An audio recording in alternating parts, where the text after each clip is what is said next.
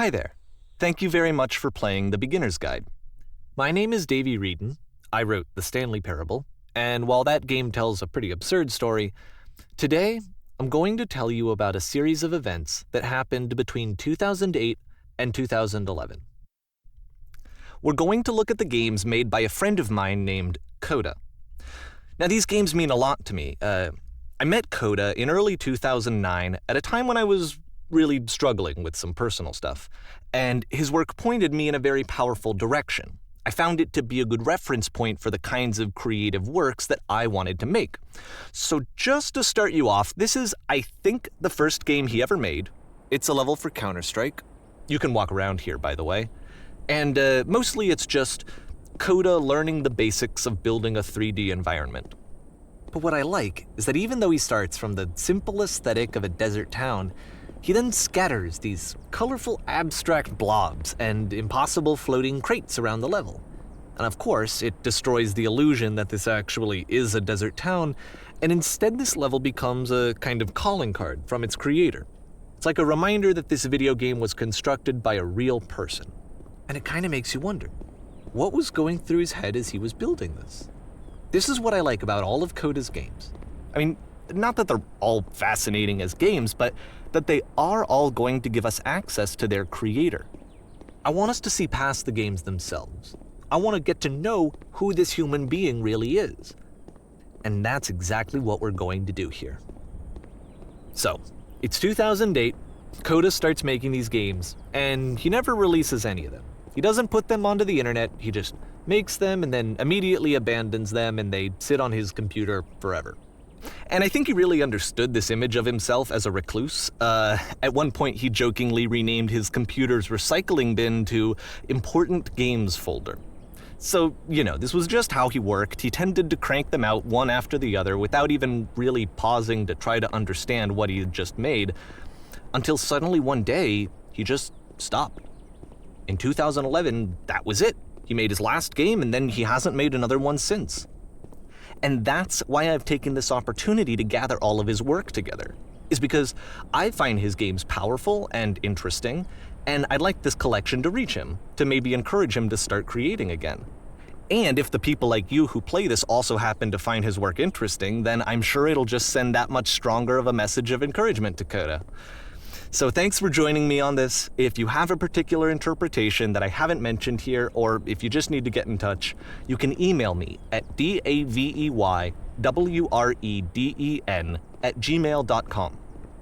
Okay, that's about it for introduction. Let's take a look at Coda's first proper game. As each game is loading, I'll show you the date that it was completed. This first one was made in November 2008.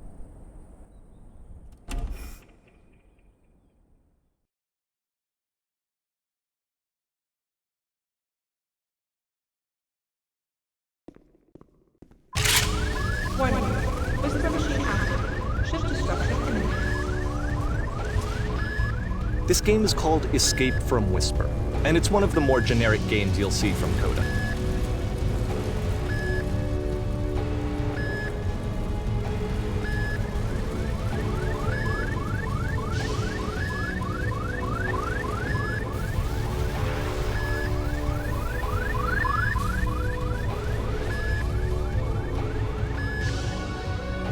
Security code breached. Hostile alien life forms inbound.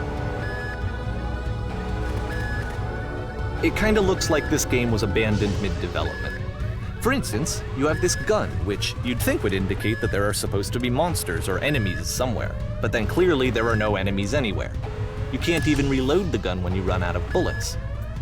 But ultimately we don't really know. Maybe Coda thought that actually it was complete the way that it is.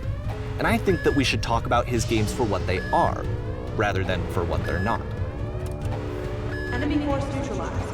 Begin ship evacuation. I love how you can see the bottom of the universe from this room.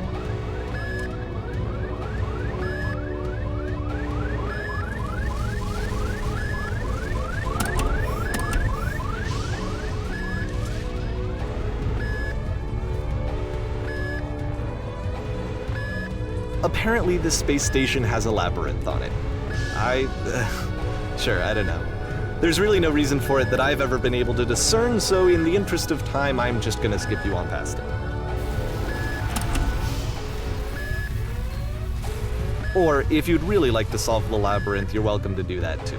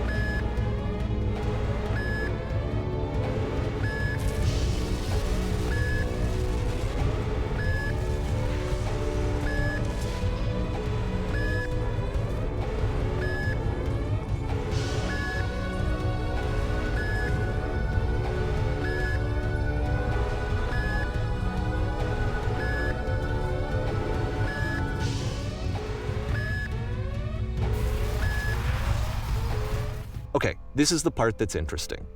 The game has this narrative about the whisper machine and how it has to be turned off, and then you get to the engine room. Hey, you there, in the engine room. You could save us all. That beam is powering the whisper machine. We could disrupt it by introducing a great enough heat signature. If your body could stop the beam. It's so much to ask, but for all of our lives, would you do it? Could you give yourself?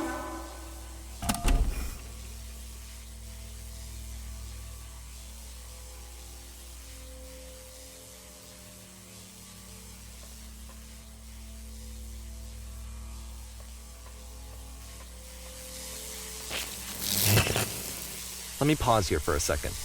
What you just experienced, stepping into the beam and then dying, is probably what Coda had initially intended when he was developing this level. But when he first compiles and plays it, something goes wrong. There's a bug somewhere. And this is what happens instead.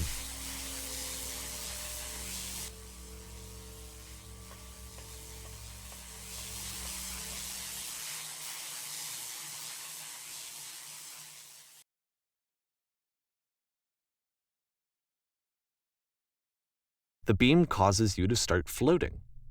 And this is an important moment for him. Because yes, this is technically a glitch, but Coda identifies something human about it, like how small it makes you feel in the face of this larger chaotic system. Or this floating could be the afterlife, a peaceful place, juxtaposed against all of the hysteria that you've just had to traverse.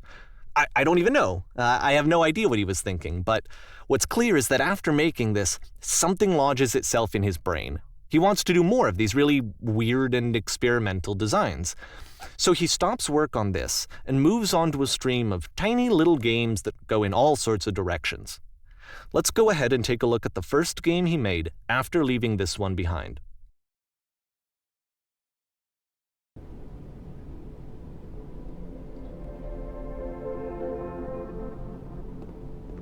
Yep, in this game you can only walk backwards.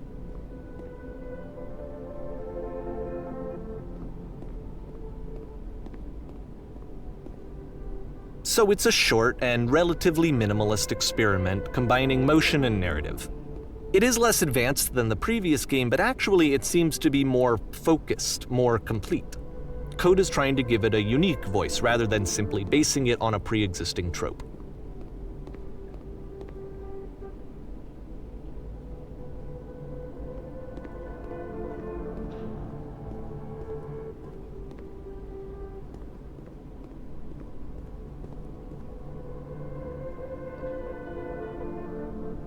It's a short little thought, it says what it wants to say, and then it ends. Didn't need anything more than that. Which to me is why it works, because it gets out quick.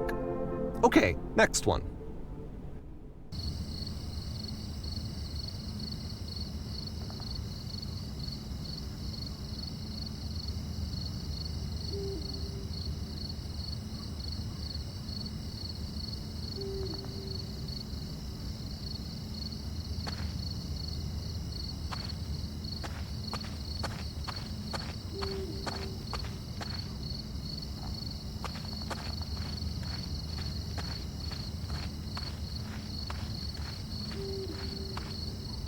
And that's it. Okay, the meaning of this game won't be clear just yet. Please be patient with me for a few more games, and I promise you'll see what makes it interesting. Oftentimes, Coda would put bizarre titles like this one at the start of his games. I wish I'd known him at the time that he was making these early games. He would really only talk to me about his work as he was making it. Once he stopped work on a game, that was it. It was dead to him. And I don't agree with that at all, but what are you gonna do?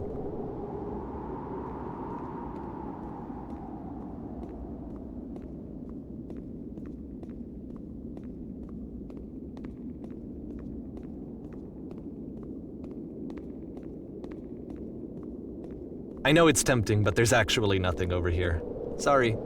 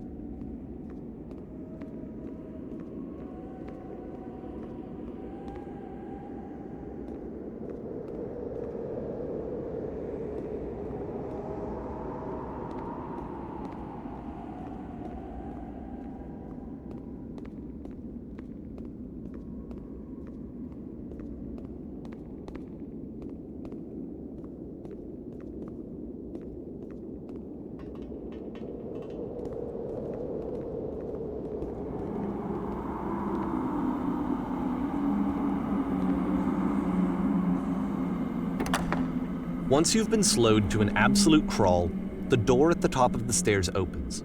So why, if Coda's not showing these games to anyone, why bother opening the door at all? Well, to show you, I'm modifying the game here so that when you press enter, it'll bring you back up to full speed so you can enter the door for yourself.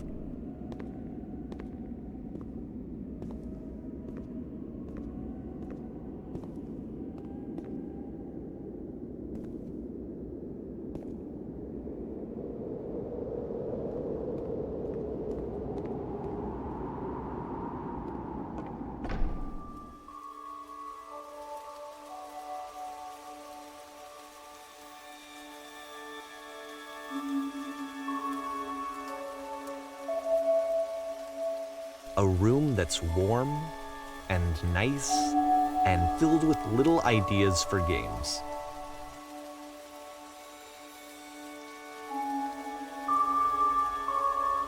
Coda would often tell me that he didn't mind if people thought of him as cold or distant. He said that he knew that he was actually a vibrant and compassionate person, but that it takes time to really see that.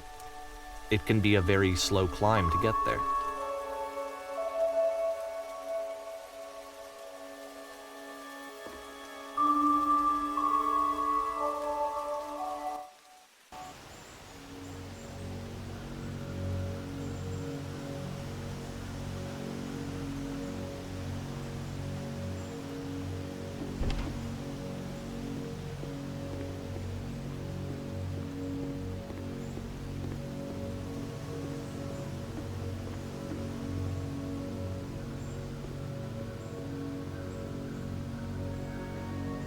Well, this is new for Coda. It's an actual puzzle.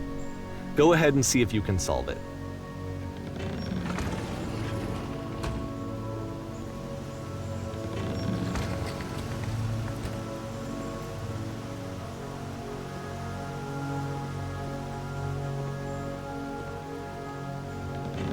Don't forget that solution, because we're going to see this puzzle again soon.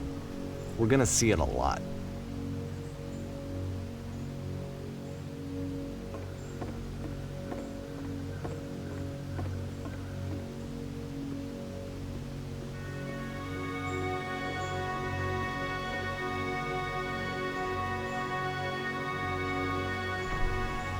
So that seems to be it, right? You walk down a corridor, you solve a puzzle, you get to the end. Simple enough. All right, now I'm going to modify the game again so that when you press enter, it'll remove all of the walls from this room.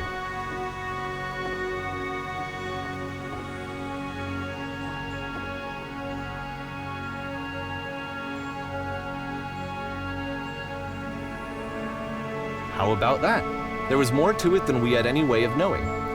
I actually find it funny that this game comes after the Stairs game, since they essentially convey the opposite idea. So, in the Stairs game, a dull exterior concealed a rich interior. And then, in this level, a dull interior hides this fantastic outer world. Either way, I think that the point is the same, is that most of the time you don't get to know what you're missing, or even that you're missing anything. That's not your role as a player. So if your role here is not to understand, then what is it?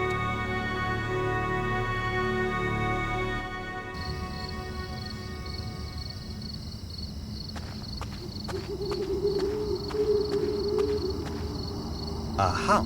So, this, combined with the entering game from earlier, tells us that Coda believes his games are connected somehow. It could even be that the Stairs game and the puzzle game are literally connected in between this and the entering game. There's a bigger picture that all of his games are meant to play a role in, some larger meaning that we won't be able to grasp until we've seen all of them. And once we have, we can step back and start to understand what exactly that bigger picture is.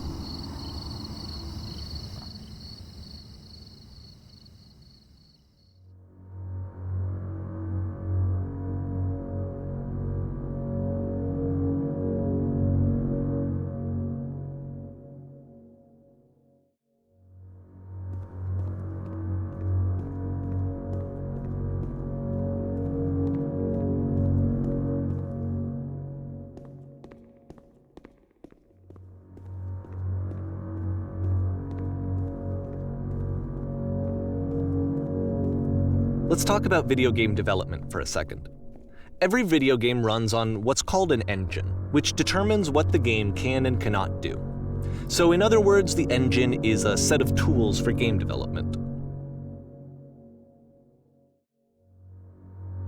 To make all of these games, Coda is using an engine called Source.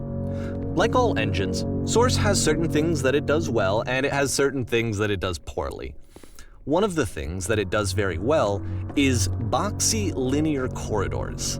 That's why so many of Coda's games are set in these large, flat, empty rooms, is just because he's working with what the engine does well. The tools available to the creator shape what kinds of creative work they're going to end up making. You might consider paying attention to the architecture in Coda's games, to notice how they seem to stem from an engine that's very good at producing linear, boxy corridors.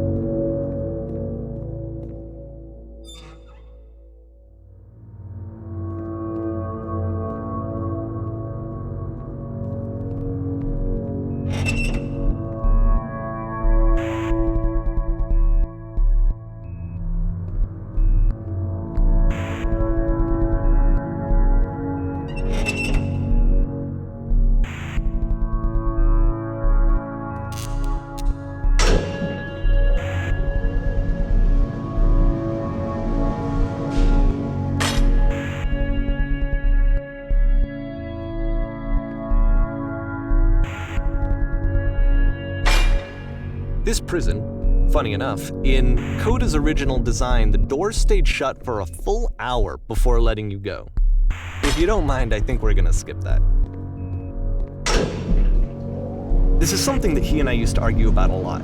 You know, whether a game ought to actually be playable, whether it means anything if no one can get through it. And I would always defend that, all this work goes into the game, why not make it playable and accessible? And so we just got into heated arguments over it, and there was one time that after one of these conversations, he went home, and a day or two later, he sent me a zip file entitled Playable Games that was full of hundreds of individual games, each of which was just an empty box that you walked around in and nothing else. Believe me, I played every single one of those just to find out if there was like a gag hidden somewhere. There wasn't.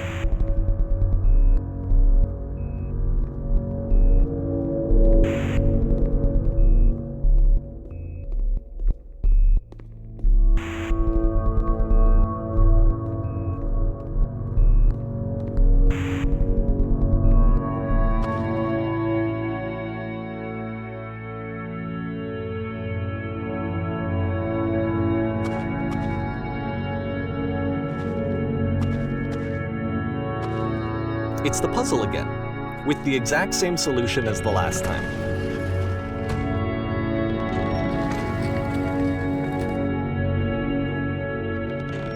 There's still no clear indication of what makes this puzzle so special that Coda is going to return to it over and over. But I promise I'll share with you my interpretation very shortly.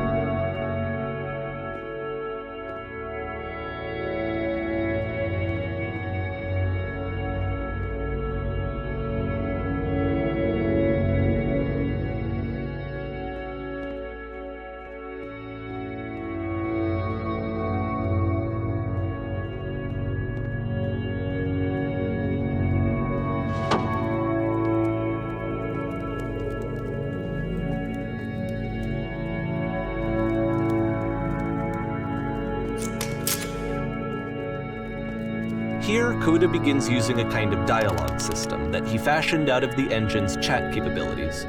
Use the 1, 2, 3 buttons on your keyboard to respond.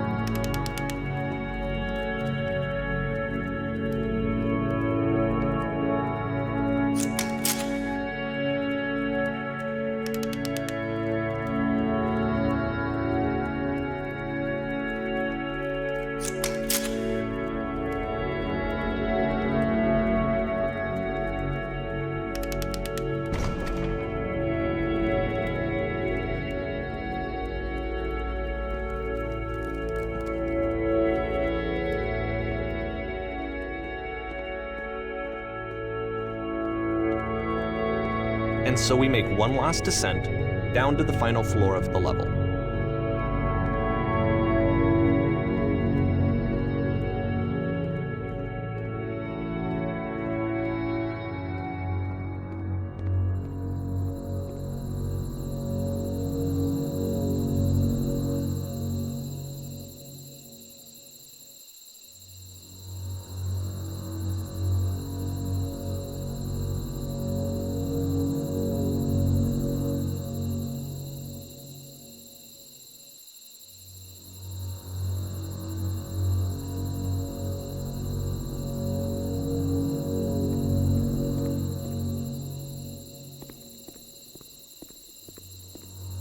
It's a lamppost.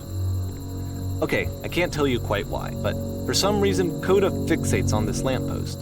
It's going to appear at the end of every single one of his games from here on out. I'll tell you what I think. I think that up to this point, he's been making really strange and abstract games with no clear purpose, and maybe you can only float around in that headspace for so long. Because now he wants something to hold on to. He wants a reference point. He wants the work to be leading to something. He wants a destination, which is what this lamppost is. It's a destination. We're going to see it in the work as well. His games are just going to become a lot more cohesive, a lot more fully developed, with more of a clear idea behind them. And as we go, that idea will get clearer and clearer and clearer.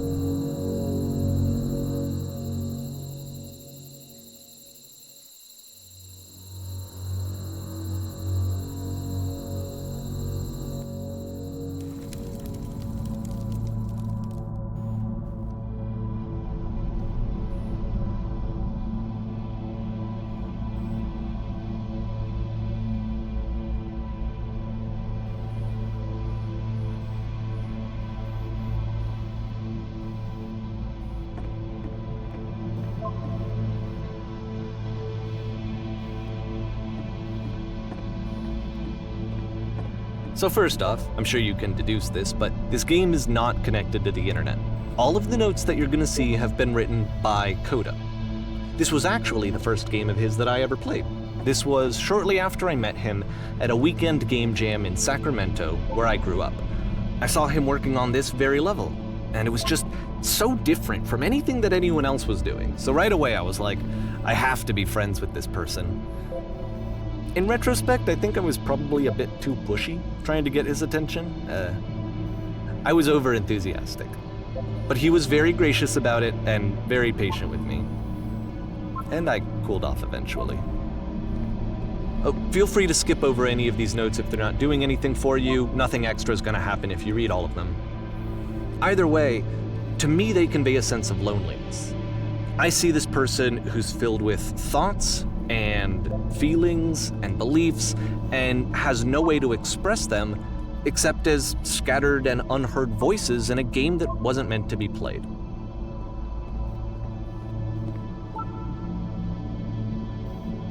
But it's ironic, isn't it, that in playing this game and seeing how alone Coda often felt, that we get to know him better and actually kind of connect with him. And I have to be honest with you, this idea is really seductive to me. That I could just play someone's game and see the voices in their head and get to know them better and have to do less of the messy in-person socializing. I could just get to know you through your work. I think this is why I always liked Coda's games so much, is because it felt like they let me have that connection. I felt as though he was inviting me personally into his world. And then I feel less lonely too.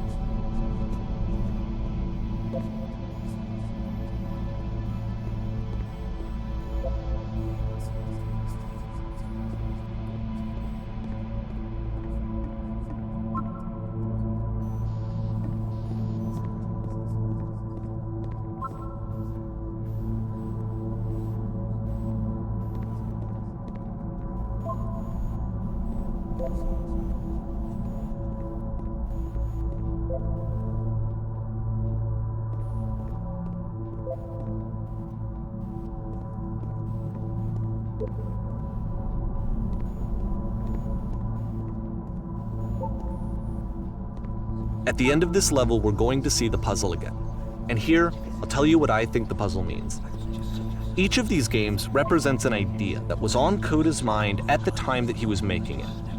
And the puzzle is a way of closing the door on a previous chapter of his life before moving on to the next one.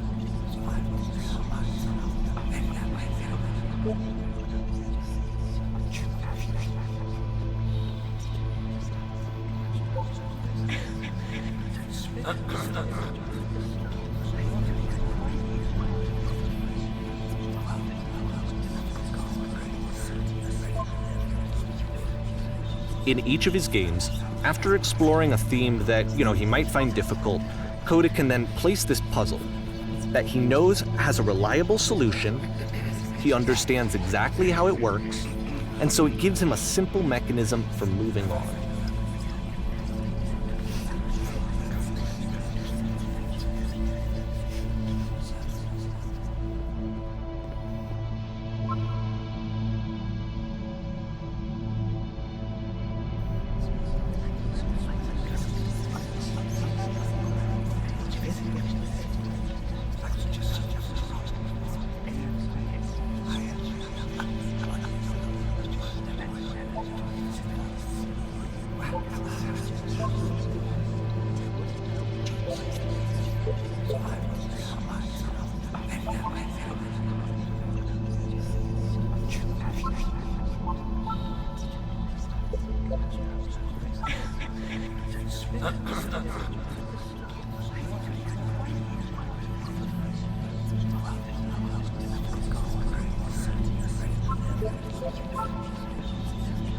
And because there's this dark area between the doors, a space between spaces, before you move on, you get to pause. Just for a moment, a few seconds to reflect on and let go of the events that led you here. To step back and connect the pieces together. To grasp at that elusive bigger picture.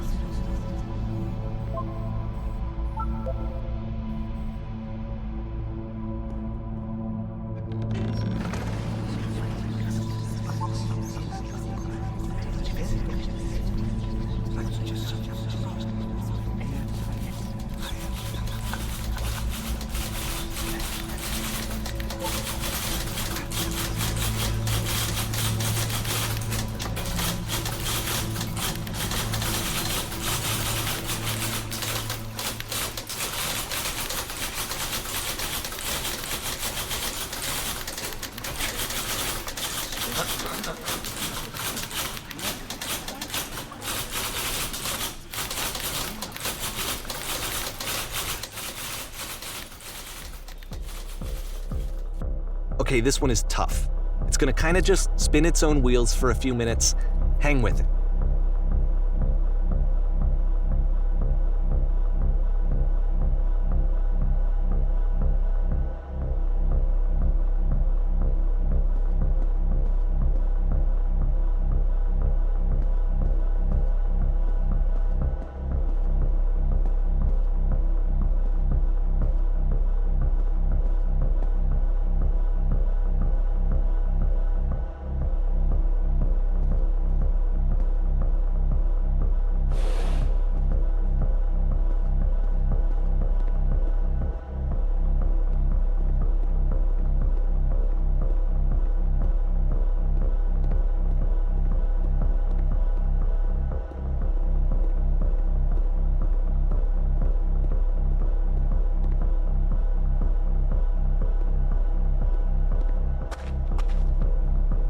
See, like, this is it, the whole game, and there's nothing that's particularly interesting about it. You just walk to the end of a hallway. Except, for some reason, Coda gets really fixated on this prison that has all of this modern furniture. And I don't know why, but he decides he needs to revisit this prison. He's gonna start over, use the same assets, turn it into something else. Okay, cool, here's version 2.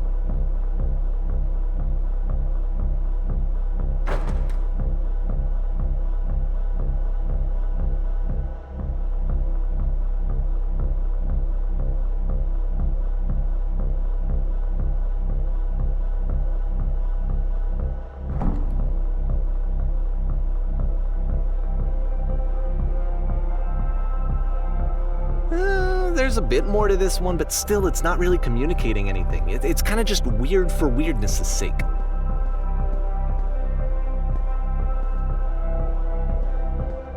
So okay, he throws it out and starts over. This time he comes at the prison idea from a different direction.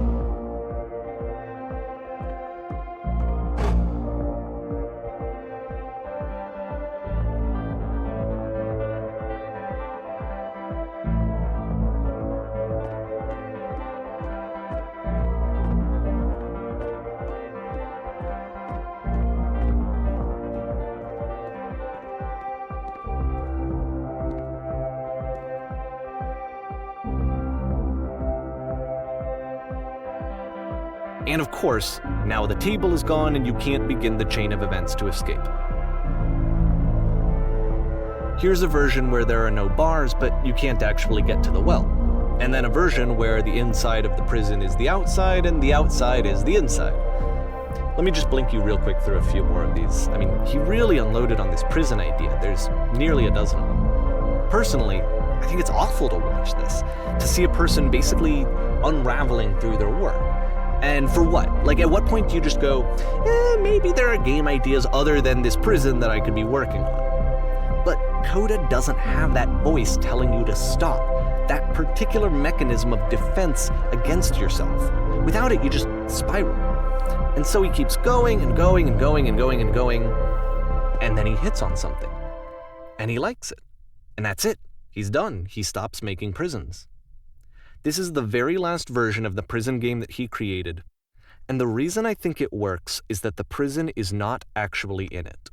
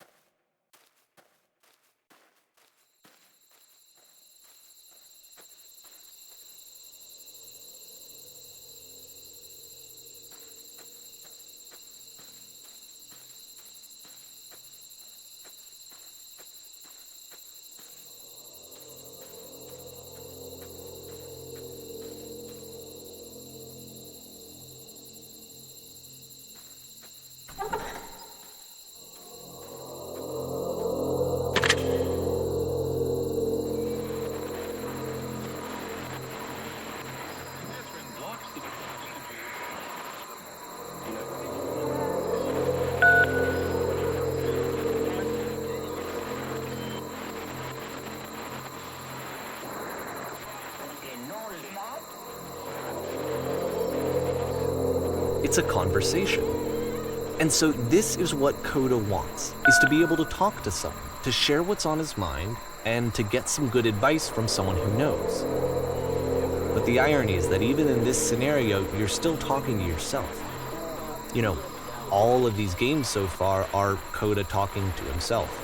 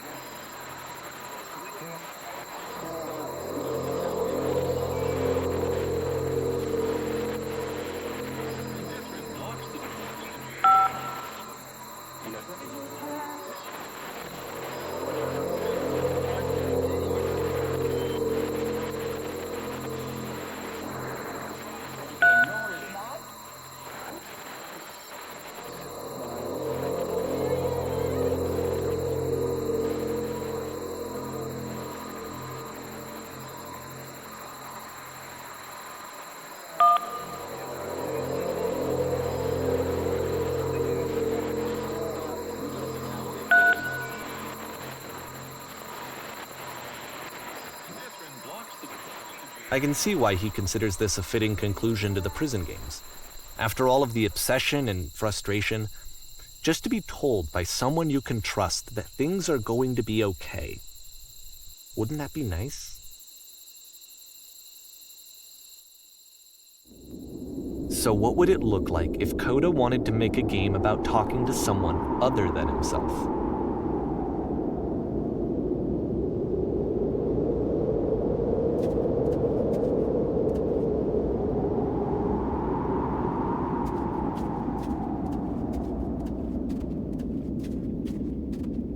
To me, this environment is meant to represent Coda's puzzle, with the two doors on either side and a dark transitional space between.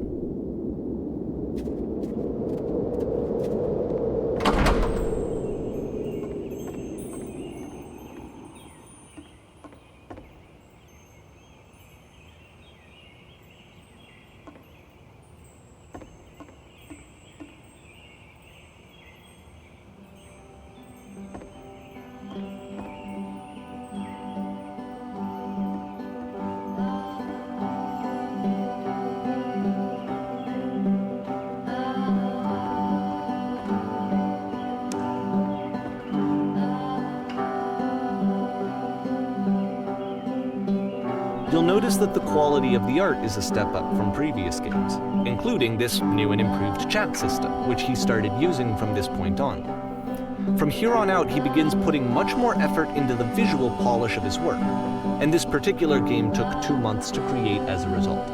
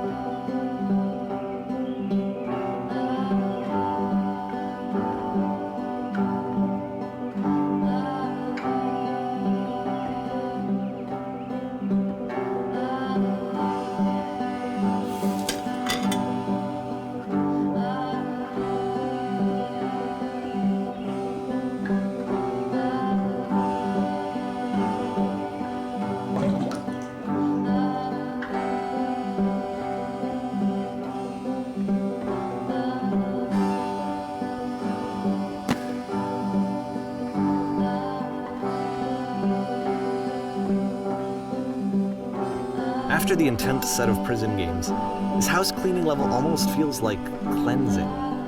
It's the moment after a particularly difficult or traumatic experience where you just need to let it sit and digest inside of you, and eventually cohere into something meaningful.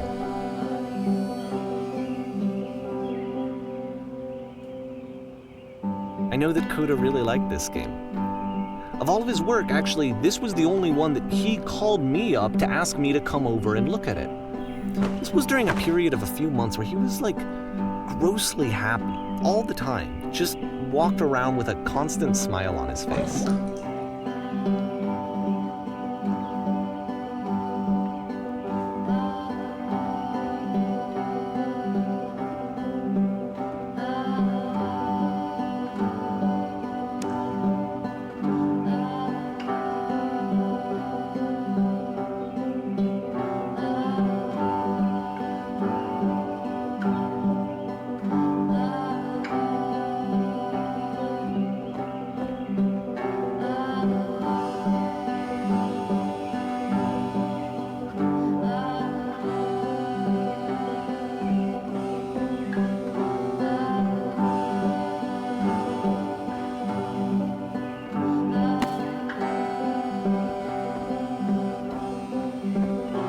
I'm glad he made this. I'm glad he found some peace.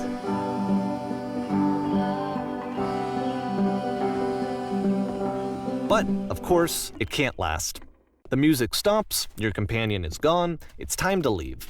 The door at the top of the hill is now open as well. Again, you can't stay in the dark space for too long. You just can't. You have to keep moving. It's how you stay alive.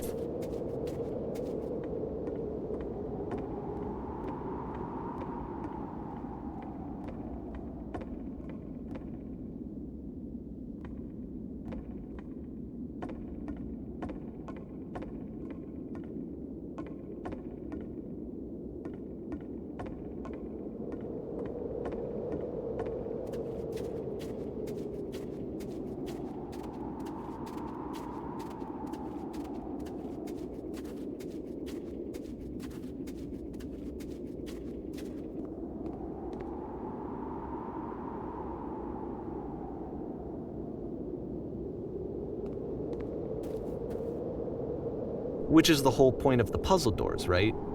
That sooner or later you have to pick up and move. I really thought that was the point of it.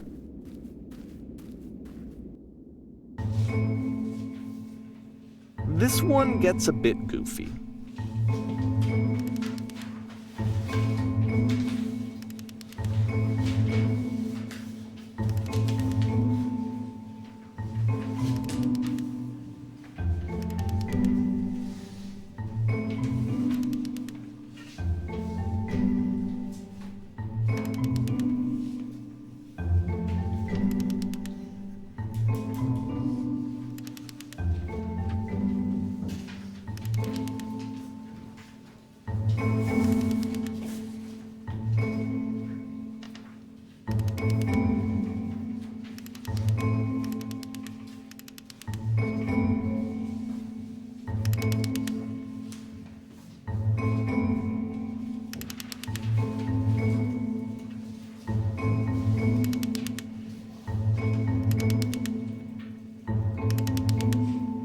About halfway through the game, the perspective shifts.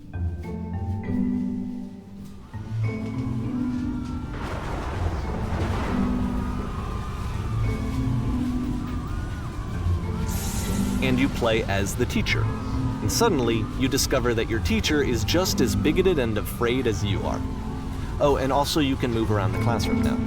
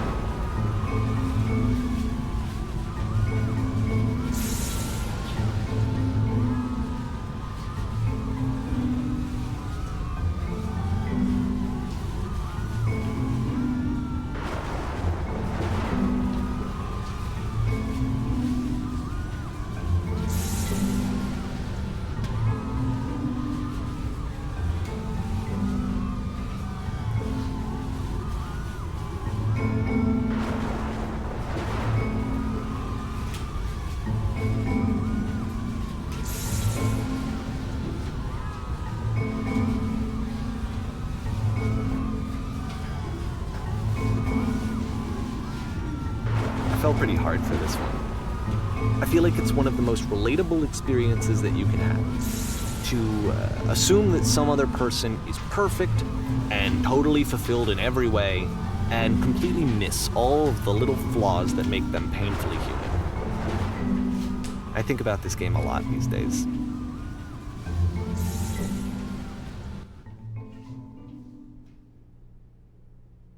This one took a lot longer than all the others for Coda to make. It was 4 months between this and the last one.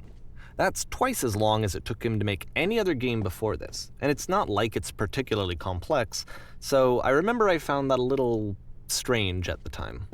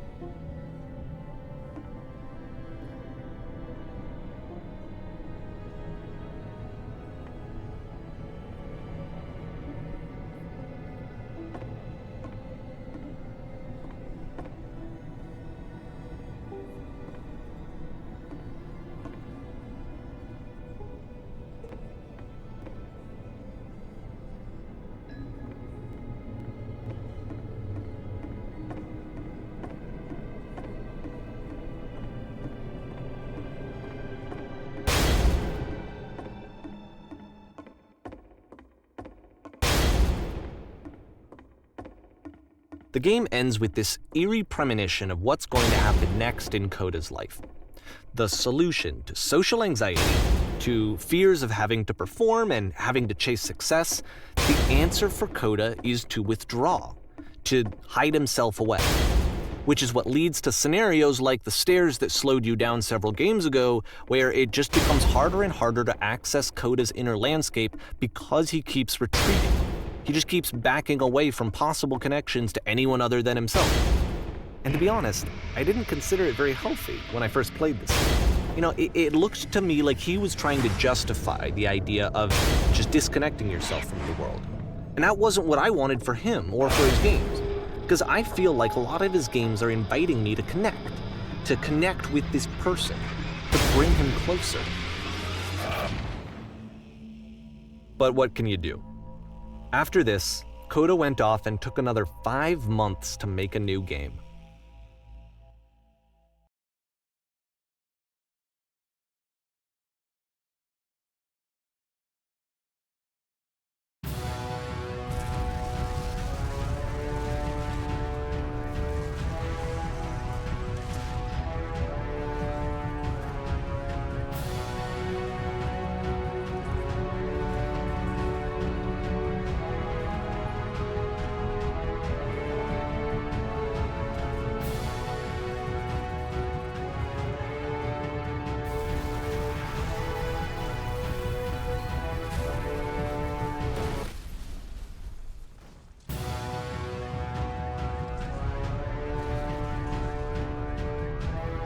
You should probably open your eyes if you haven't already. It's pretty much impossible to solve otherwise. And there is a solution, by the way.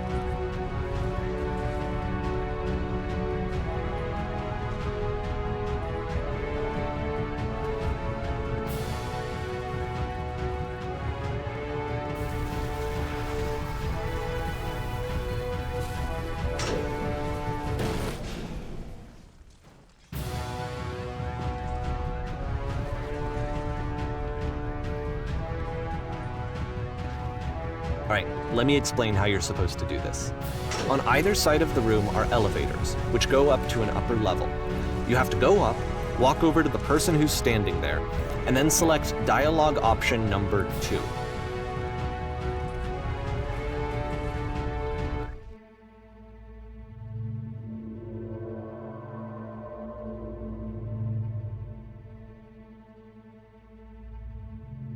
Like I said, I was getting concerned. First off, he's never been this explicit in his work about exactly what he's thinking. So where's that coming from? But then even weirder, his work has potentially stopped being an outlet for him. Not like he's having trouble